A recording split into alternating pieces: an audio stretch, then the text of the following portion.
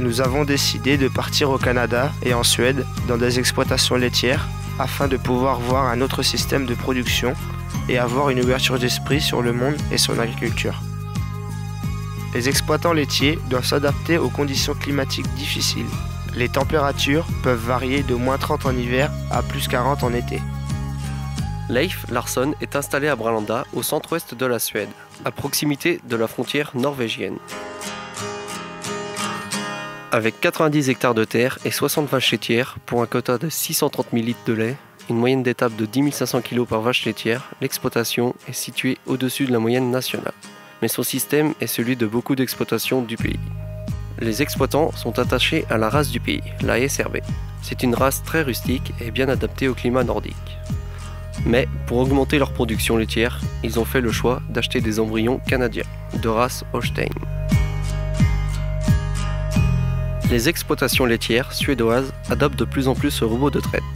Leif et Gunilla ont franchi le pas en 2011, en abandonnant leur étable entravée.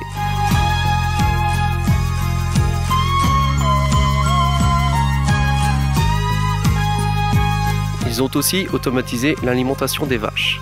Elle est composée d'un enrubanage d'herbes et d'un mélange céréalier. Leur système herbagé est adapté à la courte saison estivale, de seulement 3 mois. Grâce à la forte pluviométrie l'été et aux fortes chaleurs, ils peuvent faire jusqu'à 4 coupes d'herbe, qui sont stockées sous forme d'enrubanage et dans un silo tour.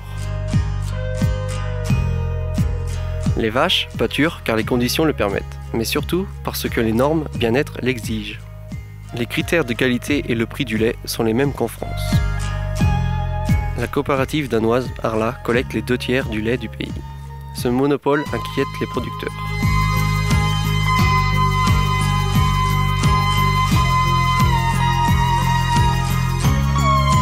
La ferme Les Perrons est installée à Sherbrooke. Avec 140 VL et 600 hectares, leur exploitation est au-dessus de la moyenne de la région. De plus, la moyenne d'étable de 12 500 kg par VL est au-dessus de la moyenne nationale. La ferme familiale La Fontaine Holstein est installée à Chesterville avec une production annuelle de 500 000 litres de lait pour 55 vaches laitières et 140 hectares.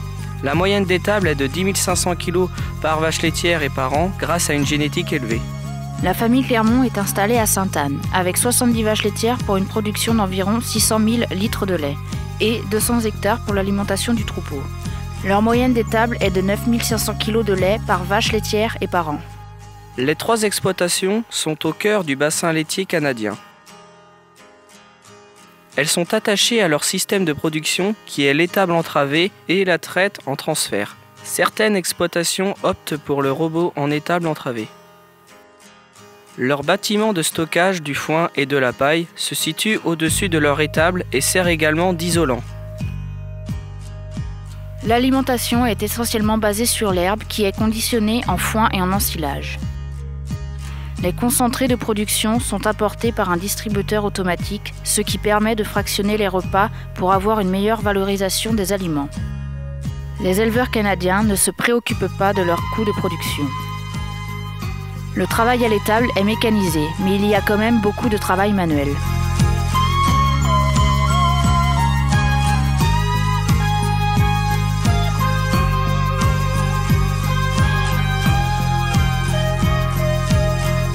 Au Canada, il existe des exploitations de taille beaucoup plus importante, comme la ferme roulante ainsi que la ferme landrinoise. Ce sont de véritables usines à lait.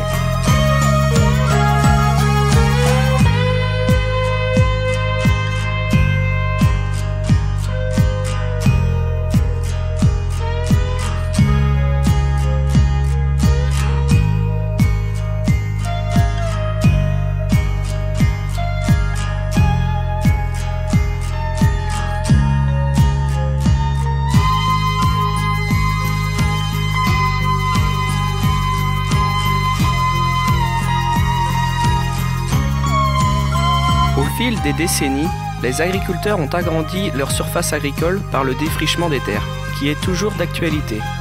Ainsi, le lait produit par hectare est plus faible qu'en France et qu'en Suède. Au Canada comme en Suède, les vaches atteignent de bons niveaux de production grâce à la fréquence, la quantité et la qualité des repas. La surface agricole est suffisante pour nourrir les troupeaux. Les rendements à l'hectare sont limités par le froid et les empêchent de diversifier les cultures. L'herbe est donc l'aliment de base.